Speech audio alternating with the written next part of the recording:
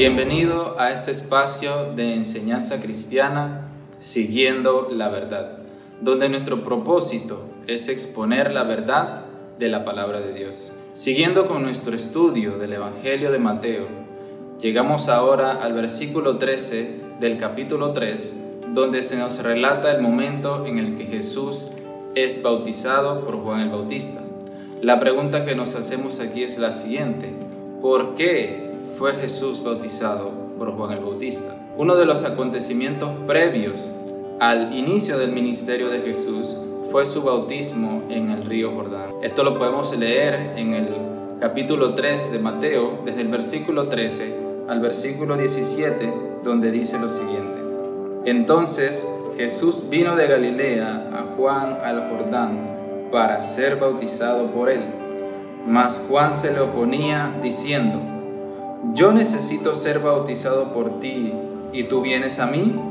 Pero Jesús le respondió: Deja ahora, porque así conviene que cumplamos toda justicia. Entonces le dejó. Y Jesús, después que fue bautizado, subió luego del agua, y aquí los cielos le fueron abiertos, y vio al Espíritu de Dios que descendía como paloma y venía sobre él. Y hubo una voz de los cielos que decía: Este es mi Hijo amado, en quien tengo complacencia. La lectura que acabamos de hacer la podemos resumir en los siguientes acontecimientos. Primero, Jesús llega al río Jordán para ser bautizado por Juan. Luego Juan se opone argumentando que es él quien necesita ser bautizado por Jesús. Jesús le responde que es conveniente que cumplamos toda justicia. Luego Jesús es bautizado, los cielos se abren, el Espíritu descendió como paloma y se oyó una voz de los cielos que decía: Este es mi Hijo amado, en quien tengo complacencia. Mateo en su Evangelio nos da un detalle interesante, el cual no encontramos en ninguno de los otros evangelios que también relatan este hecho, como es el caso de Marcos y Lucas. Los versículos 14 y 15 nos muestran el momento y la reacción de Juan cuando ve venir a Jesús para ser bautizado. Y le hace la misma pregunta que tú y yo nos hacemos: ¿por qué vienes a mí para ser bautizado? La Biblia nos dice que Juan estaba llamando al pueblo a arrepentirse de sus pecados y volverse a Dios. Y el bautismo era una señal externa que simbolizaba la purificación de sus pecados. Así que la pregunta que nos hacemos es: ¿por qué fue bautizado Jesús? Jesús responde a esta pregunta cuando le dice a Juan: conviene cumplir con toda justicia. Pero, ¿qué significa esto de cumplir toda justicia?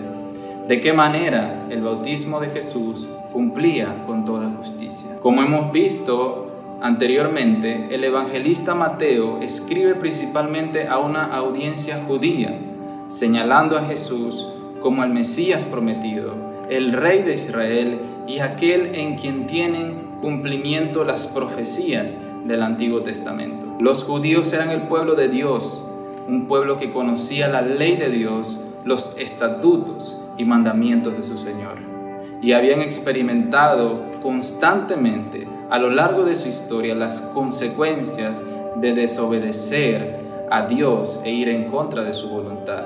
Su historia era un testimonio de su imposibilidad de cumplir con las demandas de la ley de Dios. Así que Mateo aquí resalta las palabras de Jesús cuando dice que es necesario cumplir con toda justicia. Es decir, lo que ellos como pueblo judío no habían podido cumplir.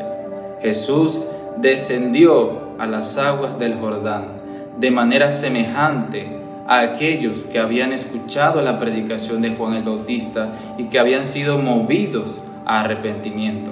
El Salvador se identificó con aquellos que vino a salvar. Él vino para cumplir verdaderamente lo que nosotros no podemos. Vino a satisfacer la justicia divina. Esta es la grandeza del Evangelio, esta es la locura del Evangelio.